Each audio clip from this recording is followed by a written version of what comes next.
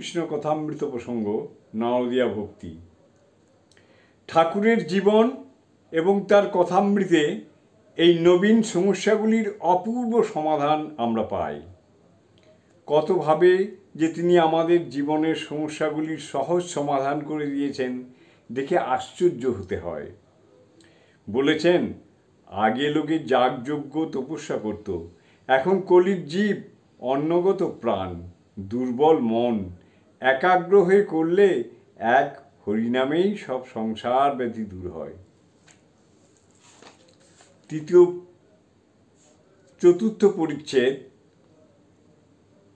শ্রী শ্রী রামকৃষ্ণ কথামৃত থেকে পাঠ, চতুর্থ পরিচ্ছেদ।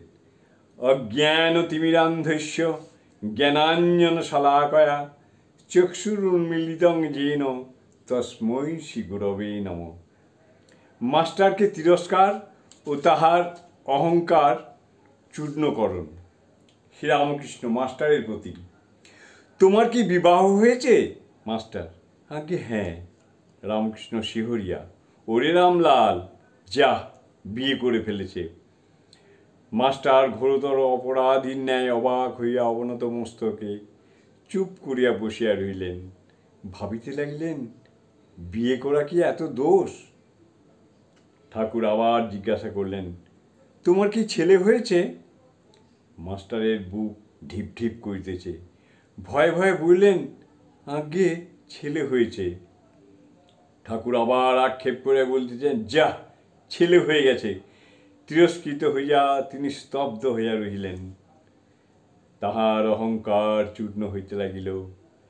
কিয়ৎক্ষণ পরে ঠাকুর শ্রীরামকৃষ্ণ আবার কৃপাদৃষ্টি করিয়া সস্নেহে বলিতে লাগিলেন, দেখো, তোমার লক্ষণ ভালো ছিল। আমি কপাল, চোখ এসব দেখলে বুঝতে পারি। আচ্ছা, তোমার পরিবার কেমন? বিদ্যাশক্তি না অবিদ্যাশক্তি? মাস্টার, আজ্ঞা ভালো, কিন্তু অজ্ঞান।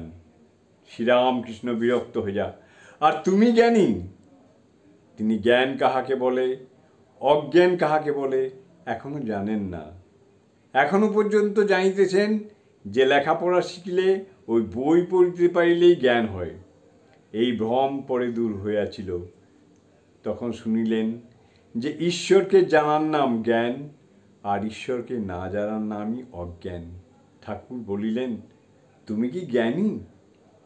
মাস্টারের অহংকারে আবার বিশেষ আঘাত লাগিল। শ্রীরামকৃষ্ণ, আচ্ছা, তোমার সাকারে বিশ্বাস না নিরাকারে? মাস্টার অবাক হইয়া স্বগত, সাকারে বিশ্বাস থাকলে কি নিরাকারে বিশ্বাস হয়? ঈশ্বর নিরাকার এই বিশ্বাস থাকিলে ঈশ্বর সাকার এই বিশ্বাস কি হইতে পারে? বিরুদ্ধ অবস্থা দুটোই কি সত্য হইতে পারে? সাদা জিনিস দুধ কি আবার কালো হইতে পারে? মাস্টার, আজ্ঞা নিরাকার, আমার এইটি ভালো লাগে। শ্রীরামকৃষ্ণ, তা বেশ, একটাতে বিশ্বাস থাকলেই হলো। নিরাকারে বিশ্বাস, তা তো ভালোই। তবে এ বুদ্ধি করো না যে এইটি কেবল সত্য আর সব মিথ্যা। এইটি যেন যে নিরাকারও সত্য আবার সাকারও সত্য। তোমার যেটি বিশ্বাস সেইটি ধরে থাকবে। মাস্টার দুই সত্য এই কথা বারবার শুনিয়া অবাক হইয়া রহিলেন। একথা তো তাহার পুঁথিগত বিদ্যার মধ্যে নাই।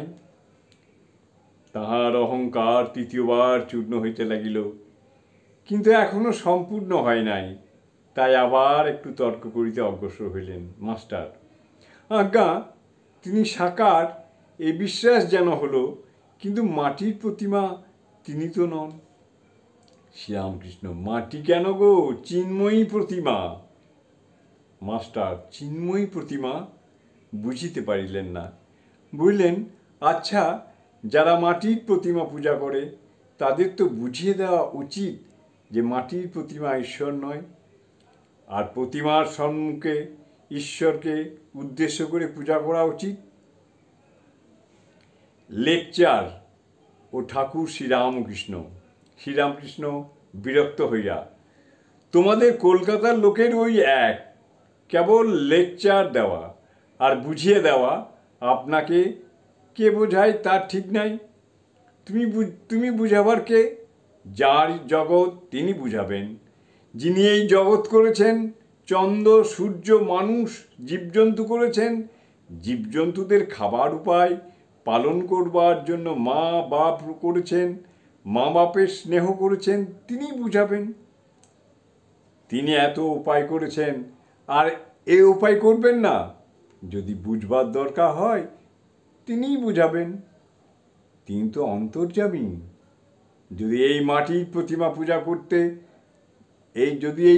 প্রতিমা পূজা করাতে কিছু ভুল হয়ে থাকে, তিনি কি জানেন না তাকেই ডাকা হচ্ছে? তিনি তো পূজাতেই সন্তুষ্ট হন। তোমার ওর জন্য মাথা ব্যথা কেন? তুমি নিজের যাতে জ্ঞান হয়, ভক্তি হয়, তার চেষ্টা করো। এইবার তাহার অহংকার বোধহয় একেবারে চূর্ণ হইল। তিনি ভাবিতে লাগিলেন, ইনি যে বলিতেছেন তা তো ঠিক, আবার বুঝাতে যাবার কি দরকার? আমি কি ঈশ্বরকে জেনেছি, না আমার তার উপর ভক্তি হয়েছে? আপনি সুতে স্থান পায় না, শঙ্করাকে ডাকে।